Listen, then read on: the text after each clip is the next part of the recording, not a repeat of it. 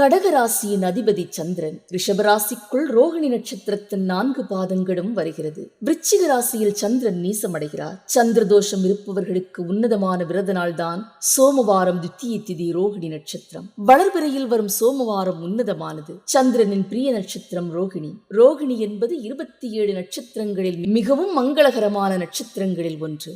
தக்ஷ பிரஜாபதி தன் 27 மகள்களையும் சந்திரனுக்கு திருமணம் செய்து வைத்தார். அனைவரையும் சமமாக நேசிக்க கட்டளையிட்டார். என்றால் சந்திரன் ரோகிணி நட்சத்திரத்தின் மீது அதிக அன்பு காட்டினார். கோபமடைந்த தட்சன் உன் ஒளியும் அழகும் குறைந்து போகட்டும் என சாபம் கொடுத்தார். சந்திரன் சிவபெருமானை நோக்கி கடுந்தவம் புரிய சிவபெருமான் மனமிறங்கி அவன் சாபத்தை பாதியாக குறைத்து மாதத்தில் 15 நாட்கள் நீ குறைந்து மீதி 15 நாட்கள் வளர்வாய் என்று சொல்லி பிறைச்சந்திரனை தன் ஜடாமுடியில் சூடிக்கொண்டார். அன்பு அழகு கருணை என எல்லாம் நிரம்பிய ரோகிணிதான் இந்த சந்திரனின் பிரிய நட்சத்திரம்.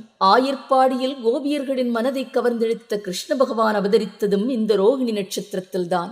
சோமவாரம் எனப்படும் திங்கட்கிழமை சோமன் எனும் சந்திரனுக்குரியது என்றாலும் அன்று குறிப்பாக சந்திரனை தன் ஜடாமுடியில் சூடி சந்திரசேகரர் என்ற திருநாமத்துடன் அருள்பாலிக்கும் சிவபெருமானை சேவிப்பது சிறப்பு.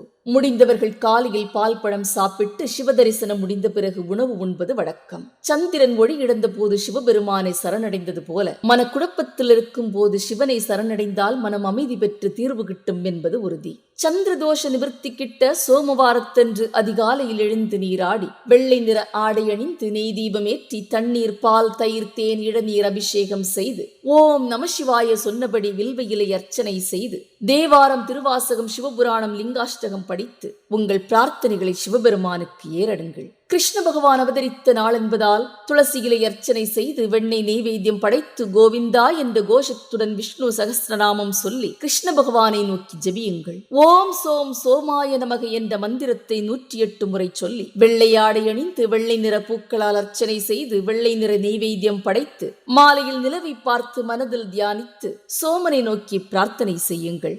மனக்குழப்பத்தில் இருக்கும் துலாம் ராசிக்காரர்களுக்கு சந்திர சிவ வழிபாடு நல்ல பலனை கொடுக்கும். விருச்சிக ராசிக்காரர்களுக்கு திங்கட்கிழமை சந்திர சிவ வழிபாடு நல்லது. ஆன்மீக அபிவிருத்தி கிட்ட மீன ராசிக்காரர்கள் ரோகிணி நாளில் கிருஷ்ண வழிபாடு செய்யுங்கள். சோமவாரம் ரோகிணி நட்சத்திர நாளில் மன அமைதி கிட்ட சிவபெருமானையும் அன்பும் ஆனந்தத்திற்கும் கிருஷ்ண பகவானையும் சந்திர தோஷம் நீங்க சோமனையும் வழிபடுங்கள். அலைவாயும் மனம் இறையருளில் அமைதி பெற இந்த விரதம் உங்களுக்கு உதவி செய்யும். நன்றி.